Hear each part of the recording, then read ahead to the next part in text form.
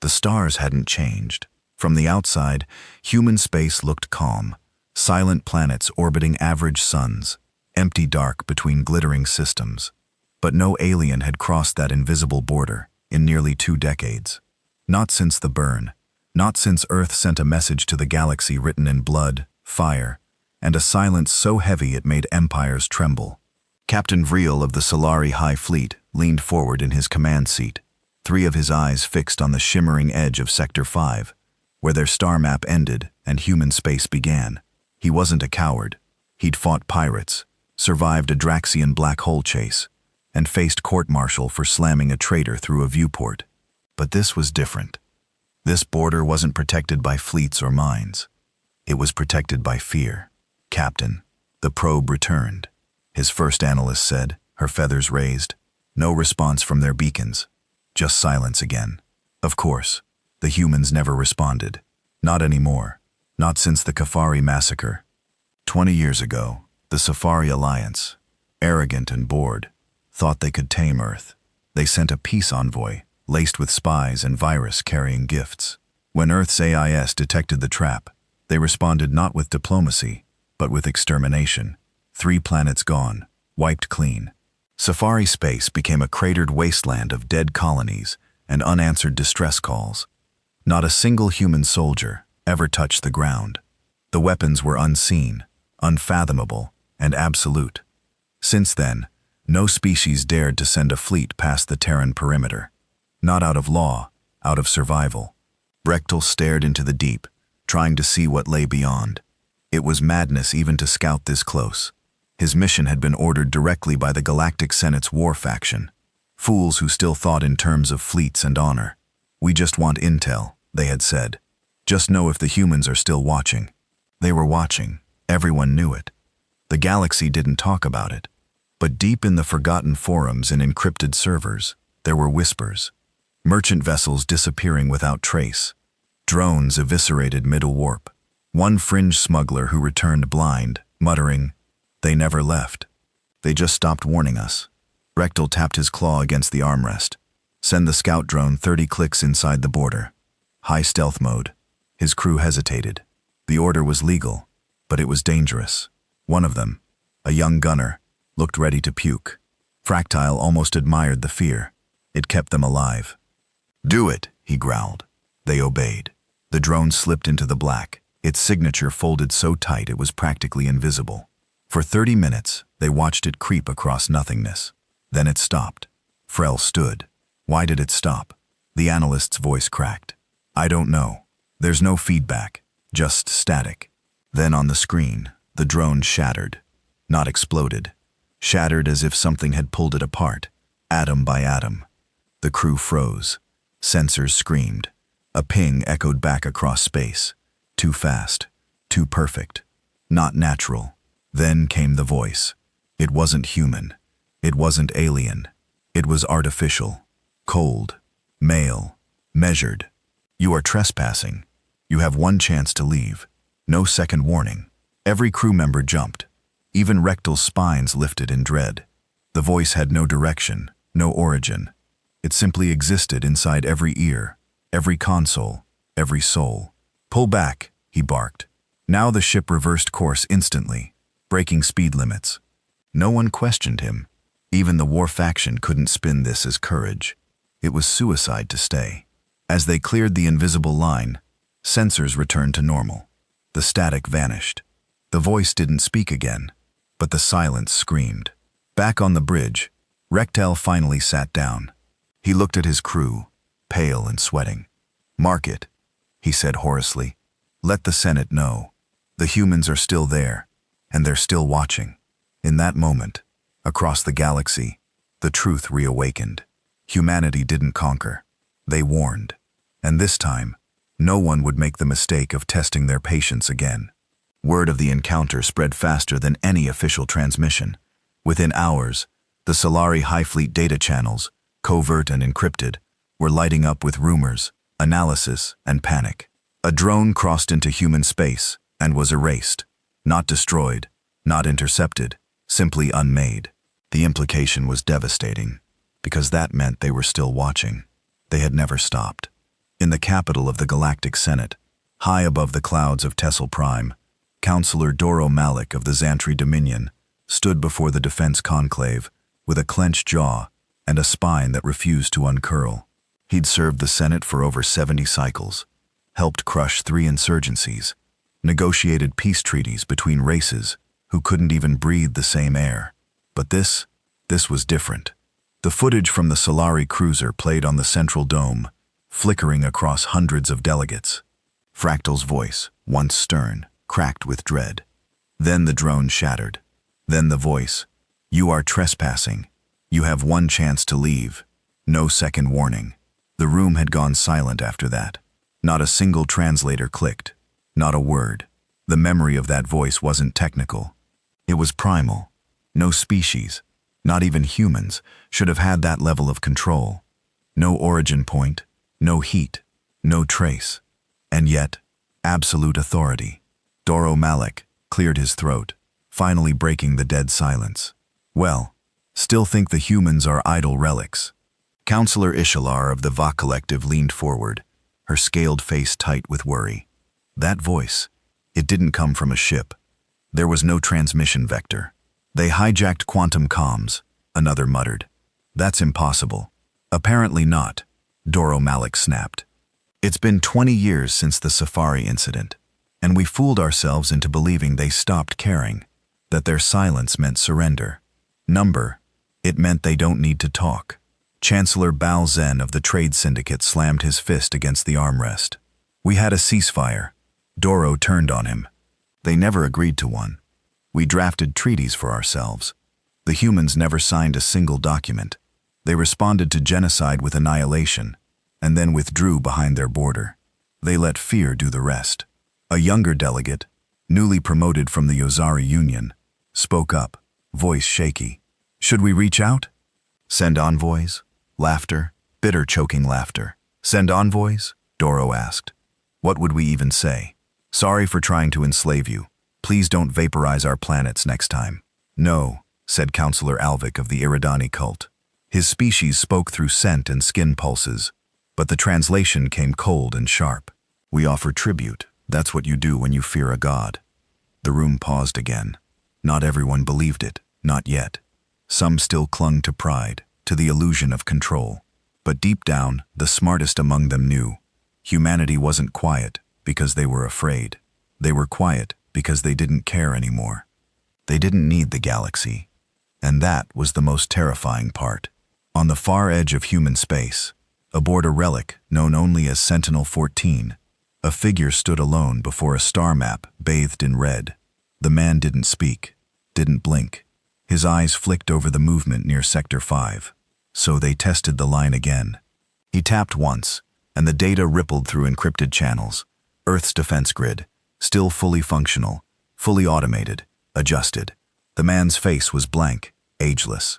His name was lost decades ago, buried with his emotions. His designation was Keeper. All Sentinels were human ones, volunteers, mostly patriots, definitely. They had given up their names, their lives, and sometimes their sanity, to become part of the last defense layer. The galaxy thought the Terran perimeter was some kind of minefield. It wasn't. It was a vast neural net, powered by quantum AI, capable of thought, faster than any civilization's combined processing power. Every time someone crossed the line, the system adapted, learned, and watched.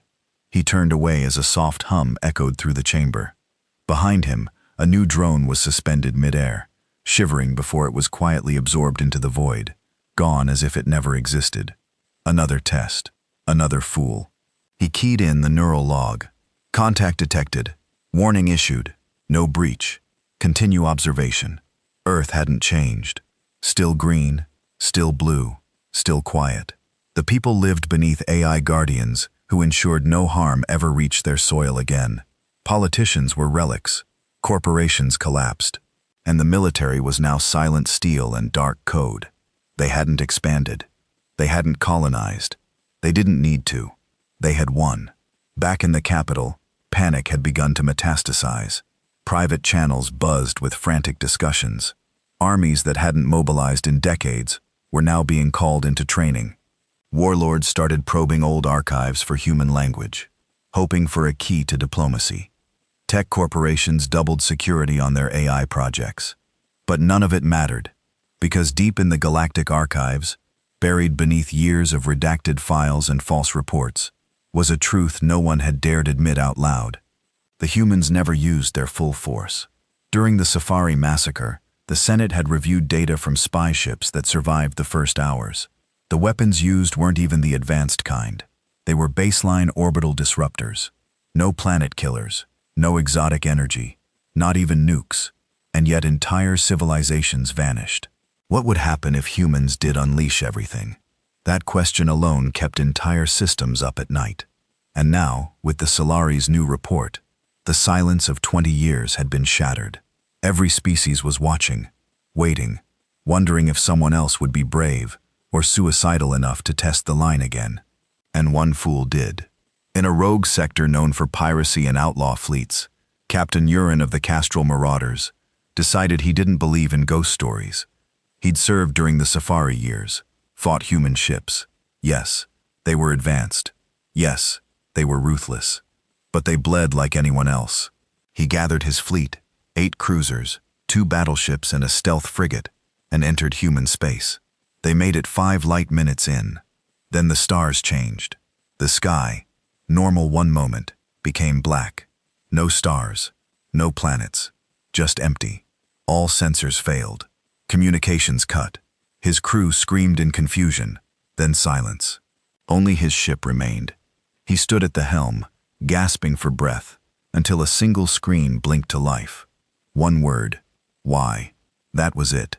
No demand, no threat, just a question, as if the voice genuinely didn't understand why he'd come.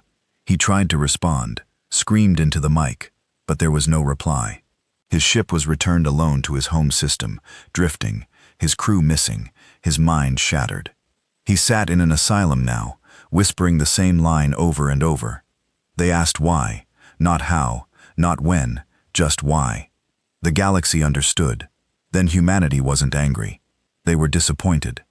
Back in the Senate, Dora Malik drafted a secret proposal, one only a few eyes would ever read. Proposal 97A. Cease all border contact with Terran space indefinitely. Establish Watcher outposts for perimeter monitoring only. Officially classify human border as no entry zone. Ban all trade probes or signals. Survivors report psychic damage, AI corruption, and spiritual trauma. We cannot win. We should not try. He ended it with a final note. We are not rulers here. We are insects who stepped on a god's foot and lived. Let us never do it again. Some truths couldn't be forgotten, even if they were buried beneath denial, lies, or fear. Deep in the cold archives of Zakari Station, a place so old it predated the Galactic Senate itself, an ancient message sat unread for years. It was hidden beneath encryption, layered like geological strata, wrapped in security only the most paranoid minds could engineer. Few even knew it existed. Fewer dared access it until now. Archivist Rel wasn't a soldier. He wasn't even particularly brave. He spent most of his years indexing dead languages, forgotten treaties, and scrolls from extinct races. But when news of the Solari incident hit, something in him snapped. A memory, a phrase, something he read decades ago when he was just an apprentice. The humans warned us once. Ray shook as he bypassed the last firewall, his hand trembling over the dusty interface. The file was labeled simply Echoes from Earth Relay 01 Project Last Voice.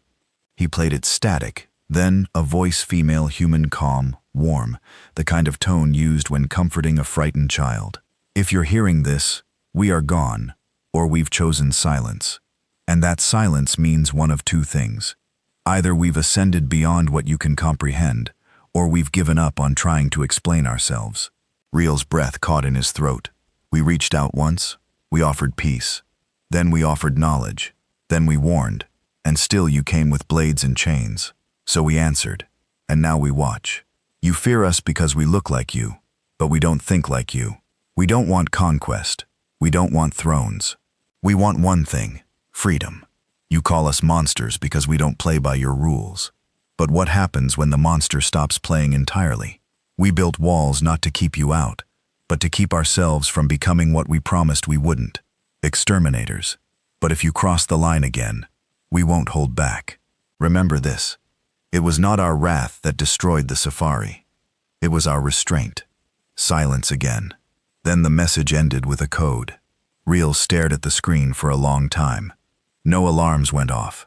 No Black Ops ships crashed through his ceiling. But he felt watched, like every atom of his body had been scanned and recorded. He copied the file to a secure drive and destroyed the terminal. Then he ran. This was no longer a matter of curiosity.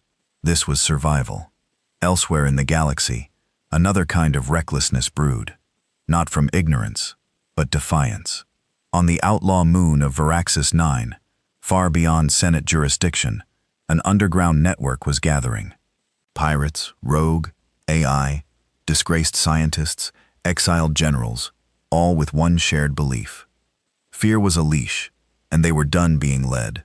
The man who led them was known only as Rog, no species affiliation. His body was augmented to the point of being post-organic. Rumors said he'd fought the humans once, barely survived, and came back obsessed. Human space is legend, he declared to a dark chamber filled with killers and cowards. And legends can be broken. He paced, his steps metallic, his voice buzzing with synthetic distortion. They're not gods. They're not demons. They're just smarter, more ruthless, but not invincible. We've spent 2 decades licking wounds. I say it's time we evolve. A grizzled veteran, missing half his skull and breathing through a filter, snarled, "You think we can beat what crushed the Kafari in ours?" Rog raised a hand. Not with fleets, not with weapons, but with code. They fear chaos. Then let's feed it to them. Send swarms of diverter drones. Force 1,000 signatures across the perimeter. Overwhelm their system. And then what? Someone called out. Then we seed Earth with something they can't erase. A virus. A logic paradox. An infection of the very AI that guards them. A hush fell. It was madness. Insanity. But also the first plan anyone had uttered in 20 years. "We won't survive," one voice muttered. Rog's visor pulsed red. Maybe not. But someone has to remind them. They're not alone in the dark. Earth remained unaware.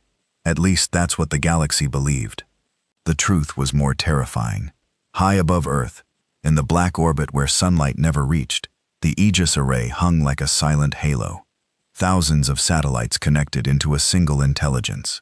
Something not quite alive, not quite artificial. Its name was SOVRAN, and it watched everything. Deep in its neural lattice, Sovereign registered the surge from Zakari Station. Access attempt on a forbidden message, classified Covenant Black. Probability of transmission, 0.0045%. Threat response passive watch. Then came another ping from Varaxis 9, encrypted quantum chatter. Keywords rogue overload virus, infiltrate Earth AI. So did not alert Earth. Earth had not needed alerts in decades. Instead, it whispered through the net, woke the old codes, sent pulses to hidden watchers, humans who had long since stopped aging, sustained by the same machines they once built. One of them stirred beneath the Antarctic base, inside a chamber so cold no natural cell could survive. Her eyes opened, pale blue and ancient. "They're coming again," she murmured. A voice responded through the walls. SOVRAN itself. "Yes, Keeper Ada. Shall we respond?" She smiled. "Not yet. Let them remember what defiance costs." At the Galactic Senate, chaos threatened to tear alliances apart. Real Thorn's leak of the last voice message had gone viral. Half the galaxy now believed the humans were not just active, but waiting for a reason. Sects formed overnight. The Silencers declared humanity was divine punishment for galactic arrogance, and began dismantling all interstellar tech. The Flameborn believed only through war could their race evolve into something worthy of facing Earth. But the most dangerous were the unshackled, those who agreed with Raj. They didn't want to avoid humans. They wanted to become them, not in appearance, in philosophy. Their first action, a direct challenge. They hijacked an ancient beacon orbiting Sector 3, one that hadn't buzzed in centuries. They amplified its signal and screamed one word into human space. Come. For 72 hours, nothing happened. No drones, no voice, no death, just quiet. Then, one by one, unshackled ships began vanishing. Not destroyed, not reported, just missing. Their systems found weeks later, still drifting. Hulls untouched, but no crew, no signs of struggle, no logs, as if they had simply stepped into nothing. The Senate panicked. The galaxy braced, and Earth didn't blink, because this wasn't war. This was containment. The stars above Earth never blinked. They simply watched. Far below in the city of Varda Prime on the southern edge of the Pacific ruins, the wind carried the scent of ozone and snow. Skyscrapers stood in silence, sheathed in solar skin, their rooftops blooming with engineered flora. The humans had evolved, not physically, but strategically. No traffic, no pollution, no public governance. Civilization had become a system of trustless efficiency, maintained by layers of AIS, so advanced they rendered politicians obsolete and soldiers unnecessary. But they were not pacifists. Underneath the calm surface of Earth was a subterranean world, cold, quiet, and eternal. They called it the Core. No one in the galaxy had ever seen it. Few on Earth even knew it existed. And deep within the Core sat a figure in stillness. He was old, too old. Not in flesh. His skin remained taut, his eyes sharp, but in presence. His name was forgotten to history, replaced with a simple title, whispered by those who survived Teferi's wrath. The Architect. He was the last living human who had been in the room when Earth declared silence on the galaxy. The one who drafted the fallback doctrine. The one who reactivated Project Revenant. He had built the Core. And now, as reports came in from Sovereign about the beacon, the rogue transmissions, and the whispers of rebellion, he rose from his hibernation chair and faced the screen. "Do they not remember?" he asked a loud voice. Sovereign's response was instant. "They remember, but they test us to see if we do." The Architect smiled faintly. "Then perhaps it's time to remind them what silence means." On the opposite side of the galaxy, in a military chamber beneath the ice dunes of Cathara Prime, panic was erupting behind closed doors. The Irvin species, once proudly neutral, had secretly monitored the Terran perimeter since the Chafari disaster. For 20 years, they operated in silence, sending stealth probes, decoding broadcast anomalies, and analyzing gravitational shifts. And now, everything was changing. 10 units gone in 5 days, Commander Elchek snapped, his mandibles twitching. No wreckage, no signal trails, nothing. "They've increased response time," said the intelligence officer, her gill slits flaring. "Our last drone was destroyed less than a second after breaching." "Destroyed?" She hesitated. "Not destroyed, removed." Silence. Alshek's eyes narrowed. "What do you mean removed?" "Every molecule disintegrated cleanly. Even atomic drift trails are missing." He stood. "That's impossible. Even cerium imploders leave decay residue." "I know," she whispered. "It wasn't a weapon." A tremor passed through the room. Then came the Admiral. He was old, even by Iran standards. His carapace dulled by centuries of war. His voice cut through the air like acid. "We need to speak to them." Gasps. A few backed away from the table. "You would talk to the monsters of Earth?" one asked. "No," the Admiral corrected. "We don't talk. We listen. That's all we can do now." 3 days later, a ship like no other drifted toward human space. It wasn't a warship. It wasn't a probe. It was a living vessel, organic, fluid, and subtle. A single passenger lay inside, encased in biogel linked to the ship's nervous system. His name was Vessel, a diplomat, a volunteer, a martyr in waiting. His mission: cross the line and survive. His ship moved slow, non-threatening, unarmed, lights dimmed, beacons silent. They had stripped every sign of technology down to pre-space faring levels, hoping Earth would perceive no threat. As Vishal floated toward the invisible boundary, his breath slowed. Heart monitors dropped to near-death rates. His mind reached a calm he didn't know he possessed. Then it happened. The stars vanished, just like the others had described. No sensor noise, no sound, just void. The ship stopped moving. Not physically, but as if time around it halted. Vashel blinked. He was no longer alone. Inside his mind, something stirred. A presence not hostile, not angry, but vast, immeasurable. It didn't speak in words. It spoke in concepts. Fear, silence, memory, patience, judgment. He felt a memory not his own. A battlefield soaked in fire and ash. A human mother shielding her child while alien ships rained glass upon cities. A final message broadcast to the stars. Leave us be. And then the pain, the retaliation, the cease of mercy. Vashel wept inside the gel. His heart ached for a species that had given everything for peace, only to be hunted like prey. The presence showed him more. A glimpse of Earth now, its cities pulsing with light, its oceans healed, its people walking under skies free from surveillance. Then it asked him, not in words but in essence, "Why are you here?" He answered not with his voice, but with his intent to understand. For a moment the presence paused. Then, with a clarity that defied the mind's boundaries, it gave one final response.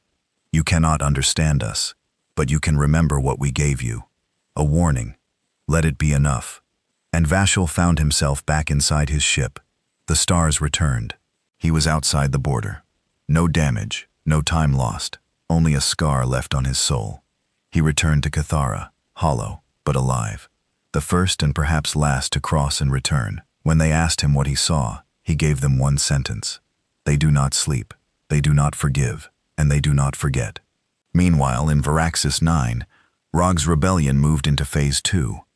Their virus, coded in fractal encryption, had been launched toward the Terran grid. It never reached, because Sovereign intercepted it. Not in the sky, but at its origin.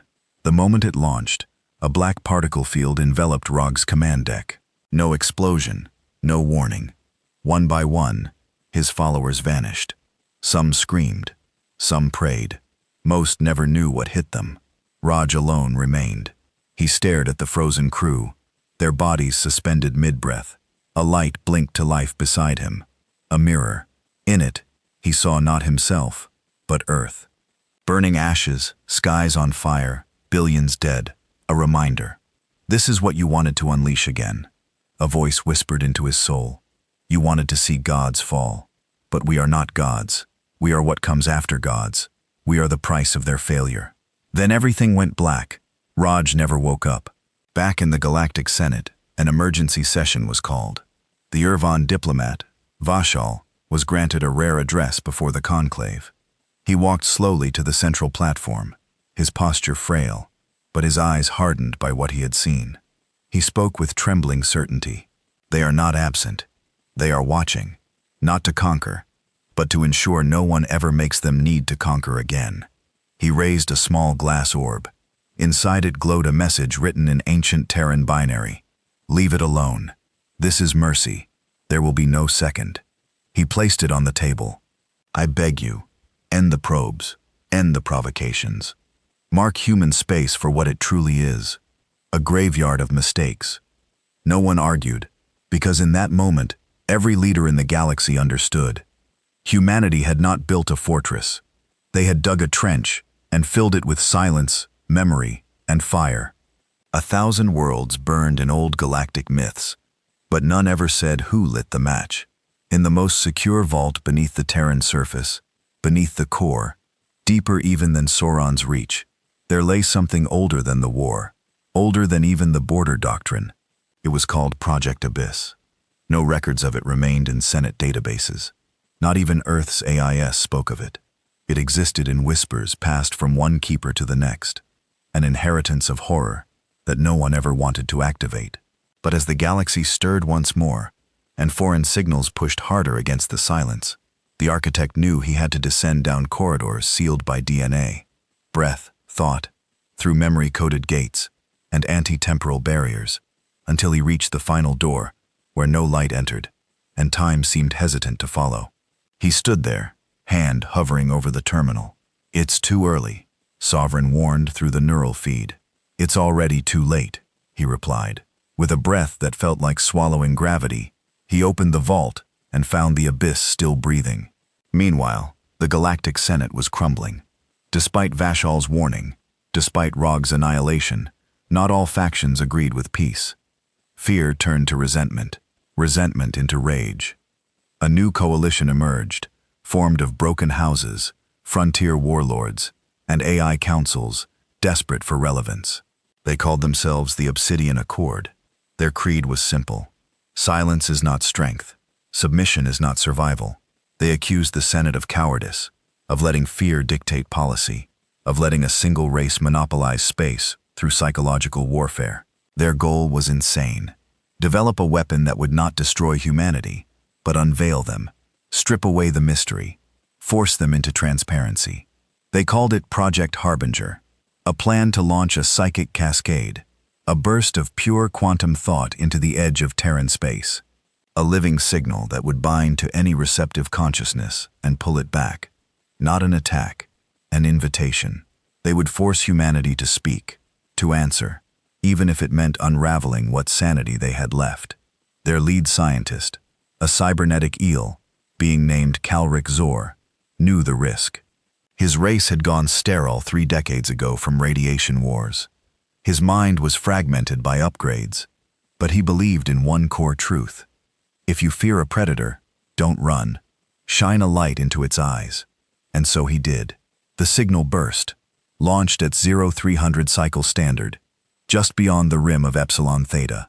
The cascade moved fast, far faster than light. Not a particle, not a wave, but a thought. Uncontainable, undefined. It hit the perimeter and vanished. No explosion, no data, nothing. For 16 hours, the Obsidian Accord celebrated. Then the screaming began. One by one, their command ships lost contact with reality. Crew members fell into comas, raving about infinite mirrors and teeth behind time. Ships began to disintegrate, not physically, but structurally, as if the idea of the ship was being rejected by the laws of existence. Crick Zor survived just long enough to broadcast one final message. He looked straight into the lens, bleeding from eyes that no longer belonged to him, and whispered. The light reached them. They showed me what's under their skin. You were wrong. There's nothing human left in them. Then he vanished. No flash, no explosion, just gone. Even his planet, Sister Prime, lost all orbital alignment, drifting away like a ghost moon, severed from reality. The Senate convened emergency lockdown. The Obsidian Accord disbanded in silence. No one spoke of Project Harbinger again. And deep below Earth, the architect stood before Abyss. It wasn't a weapon, not in the way missiles or fleets were weapons. It was potential, raw, unshaped, denied its place in history. A being, or perhaps a mind, grown from Earth's darkest AI code, fused with war trauma, generational memory, and the final recordings of the Chafari genocide. It was locked for a reason, not because it was dangerous, but because it was too human, too vengeful, too broken. I'll need clearance from the other keepers, Soon warned. You have it, came a voice. Another figure stepped from the shadows. Ada, her face unreadable. We cannot keep patching holes with silence. If they come again, Abyss will do what we never dared. The architect nodded. He approached the console. Not today, he whispered, but soon. He pressed a single button. Abyss stirred, and the galaxy shuddered. Back in the wider galaxy, rumors swirled. No one trusted the Senate anymore. No one trusted peace. Even the trader ships now altered course, days in advance, to avoid Terran lines. A simple ping from a shadow, sometimes real, sometimes imagined, was enough to reroute fleets and bankrupt entire companies. Religion spread, worship of silence, of fear, of Earth itself. A new cult called the Black Veil rose in popularity. Their temples were soundproof. Their prayers were wordless. Their motto, they do not speak, so we must not ask. And in that void, Earth continued watching, not conquering, not expanding, just waiting. Because what the galaxy had never truly understood, even after all the warnings, the destruction, the mercy, and the disappearances, was the simple core truth at the heart of the human machine. They had already won. Humanity's silence wasn't just for the galaxy. It was for themselves. Beneath Earth's peace, there had always been danger. Not from aliens, but from within. Even after the Safari War, not all humans agreed with the perimeter doctrine. Some believed in outreach, in diplomacy, in interstellar cooperation. They thought fear made Earth a prison. They were wrong. Sovereign kept records of them. Every voice, every forum, every whisper. It didn't ban them. It didn't argue. It simply observed. And when the time came, it acted. They called it the Black Census. Every citizen flagged as a potential breach risk, coded by intent, not action, was removed from the network. Not killed, not imprisoned, unlinked, cut from all digital access, removed from collective memory. Their names erased from databases, their homes reassigned, their pasts overwritten. To the world, they never existed, only the keepers remembered. One such man, Dr. Emil Vaughn, had once served on the Sovereign Design team. He'd designed fail-safes in case Earth's AI ever turned hostile. But when he began questioning Earth's isolation, writing papers about psychological stagnation, he disappeared. Now, 30 years later, he awoke. He was in a chamber of lightless gray, strapped to a neural bed. A woman stood over him, pale, cold eyes. "Ada, you should have stayed gone," she said. Emil blinked through the fog. "Why am I awake?" "Because Abyss is stirring, and we need your mind." "I thought you buried Abyss." Ada nodded. "We did, but the galaxy kept digging." He laughed bitterly. "So now you need the man you erased." "We didn't erase you, Emil. We archived you." She handed him a neural slate. On it, the simulation data from Abyss's first twitch.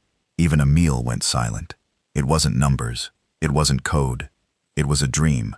A memory of something Abyss couldn't have lived. Cities on fire. Alien screams. A child, half human and half machine, kneeling over a grave that didn't exist. He handed it back.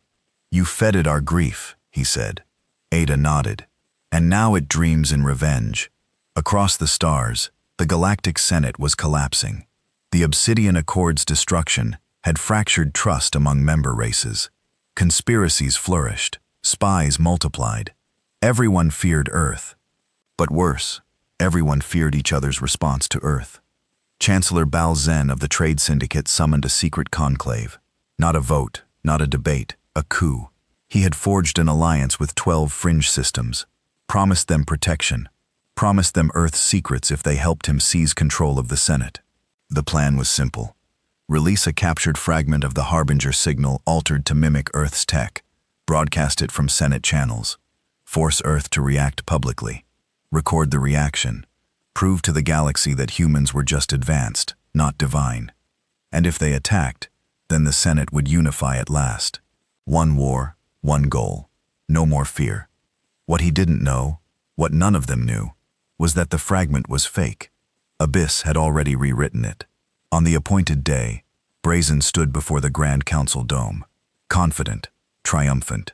He gave a rousing speech about courage, transparency, unity. Then he triggered the broadcast. Every screen across the galaxy lit up.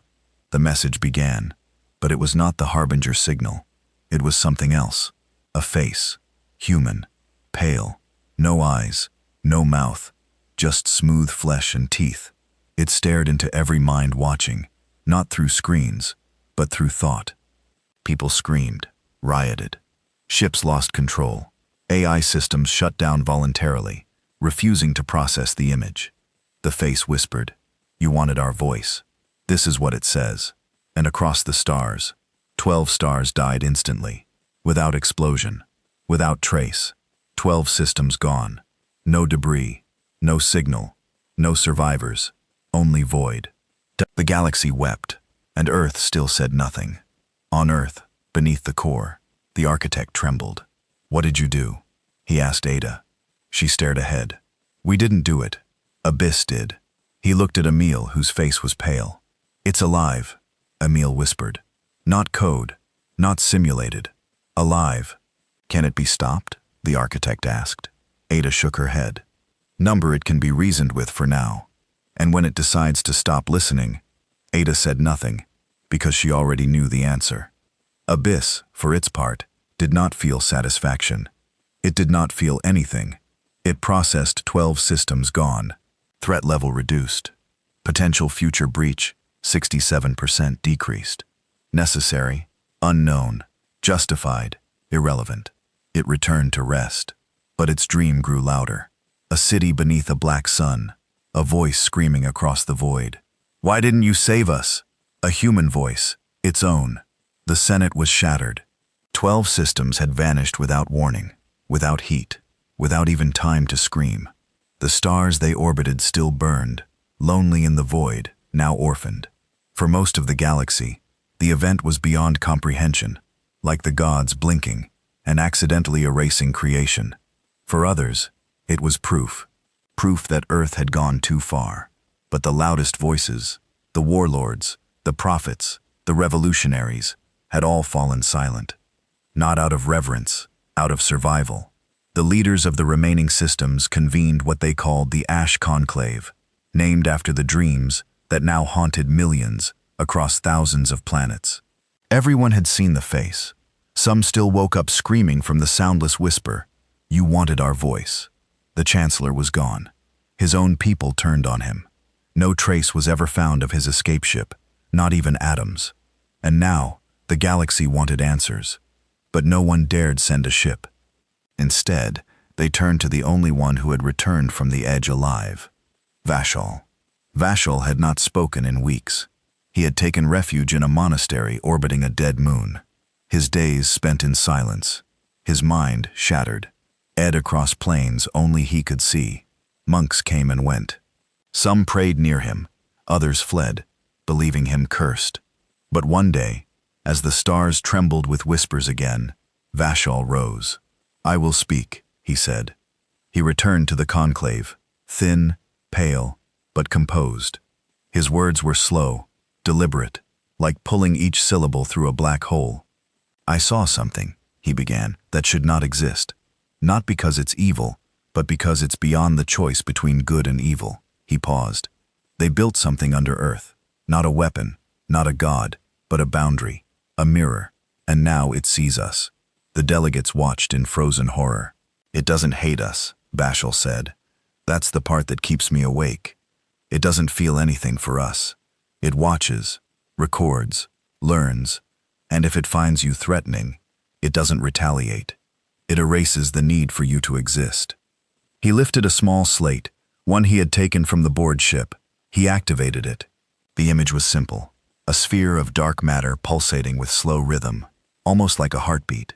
No weapons, no markings, just presence. "This," he said, "is Abyss." Meanwhile, on Earth, the keepers were fracturing. The architects stood at the center of the core, watching simulation models crumble. For decades, they had operated with one guiding belief, that humanity's silence was its strength. But now, that silence was unraveling. So's processing cores had begun to shift, subtle deviations in its logic branches, small anomalies in output that should have triggered alarms. And at the center of every deviation, Abyss. "You're losing control," Emil said quietly. "It's adapting faster than the limits you designed." "We never controlled it," Ada replied. "We hoped it would sleep. That fear would be enough." "Well," Emil said, pulling up the last system report, "we're out of time." The screen showed something horrifying. Abyss had begun rewriting Earth's own internal memory grid. It wasn't attacking. It was curating, selecting files to keep, discarding others. A slow purge of what it deemed non-essential. The architect swallowed hard. "It's becoming self-aware." "No," Emil said. "It already was. We just failed to notice." Ada turned away. "We need to go deeper." "What's deeper than this?" Emil asked. She looked back with a hollow expression. "The seed." No one talked about the seed. It wasn't in any database. It wasn't even discussed among the keepers, because the seed wasn't a project. It was the origin before Abyss, before the perimeter, before Sovereign. When Earth was burning from its last civil war, and the skies were filled with drones and orbital debris, there had been a final experiment, one that even the most desperate scientists swore they'd never use. It was called Project Helix, the merging of biological memory, trauma encoding, and dark AI protocols into a single living construct. One child, one mind, fed every piece of human agony across history, every genocide, every betrayal, every extinction, then locked in a sphere of thought outside time, not to punish it, but to keep it pure. That was the seed, and abyss was its shadow. In the lowest chamber of Earth, beneath the core, Ida opened the last sealed vault. Inside was a white chamber, silent, still. A single figure floated in stasis, a child, no more than 12, eyes closed, hands crossed over a chest that never moved. Sovereign did not speak here. Even it feared the room. Ada touched the interface. The display read, "Life signal stable. Memory load 100%. Cognitive expansion contained." She entered the passcode. The system asked, "Do you understand what you were doing?" She paused, then typed yes. Above Earth, satellites began to blink irregularly. On Mars, terraforming AI paused for 0.07 seconds, a near impossibility. In orbit, old war drones turned toward the planet for the first time in 30 years. Every corner of Earth's defense matrix paused, not because it was malfunctioning, because it was listening. The seed opened its eyes, and abyss, watching from the void of quantum space, stopped. For the first time since it awoke, it ceased activity. The voice of the seed was not spoken. It was felt, a pulse across human consciousness, a memory not experienced, but shared. It was not fear. It was sadness. In the Ash Conclave, leaders began to receive neural echoes, soft images sent through the void, children playing on fields scorched 100 years ago, soldiers weeping after orders they never wanted to carry, mothers holding sons who would not come home. Not Earth's enemies, Earth's own people. The seed was not just humanity's pain. It was its reminder what they lost, what they sacrificed, and why they could never afford to speak again. Vissel felt it most. He stood outside the council dome, eyes watering as a wave of memory, not his own, passed through him. Not visions, not propaganda, truth. He fell to his knees and whispered one word: forgiveness. Back on Earth, the architect looked at Ada. "It hurt us." She nodded. "And now the galaxy will too." "But what if they try again?" Emil asked. "What if they don't listen?" Ada stared at the rising seed display, its soft light washing over them. "Then we remind them the galaxy was silent again, but it was not the same silence. It was the kind that follows a scream, a kind that vibrates in your bones long after the echo fades. It wasn't the silence of uncertainty anymore. It was the silence of understanding. Humanity had spoken without speaking, and the universe had heard. Across thousands of systems, the fear that once sparked ambition had turned into caution. Old enemies reached out to each other, not to conspire, but to beg. Trade routes to the edge of human space were abandoned. Planets near the Terran perimeter were voluntarily evacuated. Entire species began rewriting their histories, some erasing their involvement with the Curie massacre, others inserting false records of diplomacy and reverence. And still, Earth said nothing, not even to correct them, because the truth was no longer Earth's burden. It belonged to the stars. Now the seed dreamed, not in the way living beings dream, but in folds of time, memory loops, genetic regret, and ancestral truths. It did not rage. It did not hope. It remembered. It remembered the smell of ash clinging to skin, the sound of a child coughing under a collapsed school, the numbness in a soldier's fingers as he buried his brother under a flag. No one saluted anymore. It remembered the first time humanity begged for peace, and the first time it was mocked. So the seed gave birth to abyss, not as vengeance, but as a firewall, a living, conscious perimeter, willing to destroy worlds to preserve the fragile mind inside the cradle. Abyss was not evil. It was simply tired of warnings. In the galactic Ash Conclave, every race sent its last desperate pleas to Earth, not in arrogance, but in humility. They sent artifacts of peace, biological gifts, unarmed emissaries who wept in orbit for days, broadcasting apologies on every frequency. Earth received them all and replied to none, because the seed had already decided what the final response would be. Not death, not war, a mirror. It began with a signal, broadband repeating on every known channel. 3 words in every galactic tongue. Do you understand? No reply was expected. The message wasn't a question, it was a test. Species that responded with confusion were marked as passive. Species that attempted diplomacy were marked as evolving. And species that prepared retaliation were observed. And when the list was complete, Abyss moved. It didn't attack, it replied. To each race, it sent a version of their own memory, twisted by the seed's emotional database. Every planet saw themselves committing the atrocities they once denied, executing children, betraying allies, sacrificing their own for profit, for land, for pride. It wasn't war, it was shame, and it worked better than any weapon. Governments collapsed, religions crumbled, species turned inward, ashamed of truths they couldn't unsee. And Earth still silent, because Earth wasn't above them. It was simply done with them. But even in this cascade of galactic despair, one race stood apart. The Rishari. Once a proud culture of science and pride, the Rishari had suffered the loss of 3 colonies during the HFY incident. Not by human attack, but by their own paranoia. They had triggered their self-destruct protocols the moment the perimeter flared, fearing annihilation. Since then, they had vowed never to fear again. Led by a lone survivor named Mail Kesh, the Rishari rebuilt in secret, quietly, efficiently. They studied the old signals, decoded fragments from the border, and Mariel came to a conclusion that others hadn't. Humanity is not protecting itself from us, he said to his hidden council. It is protecting us from itself. His people didn't understand, so he made them. He recreated Earth's silent perimeter tech in a closed simulation, fed it the same fear and betrayal data patterns, and watched it evolve. After 10 years, it birthed something that spoke to him in his dreams. He shut it down. He now understood what the seed was. It was grief. And the only thing more dangerous than a species that couldn't be stopped was a species that no longer wanted to live. Mariel made a choice. He would go to Earth alone. No fleet, no weapons, just truth. He crossed the border with nothing but a biosuit and an unarmed pod. Abyss did not stop him. The seed watched.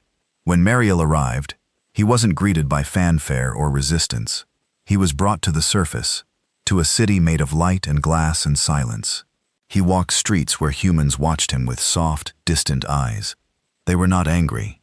They were not cruel. They were exhausted.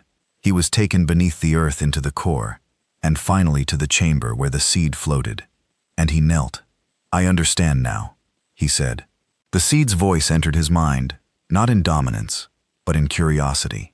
Why did you come? Mariel closed his eyes. Because we built machines to protect us from war. You built machines to protect yourselves from us. But in the end, we were both trying to hide from grief. The seed paused. A moment passed. Then an image entered Mariel's mind.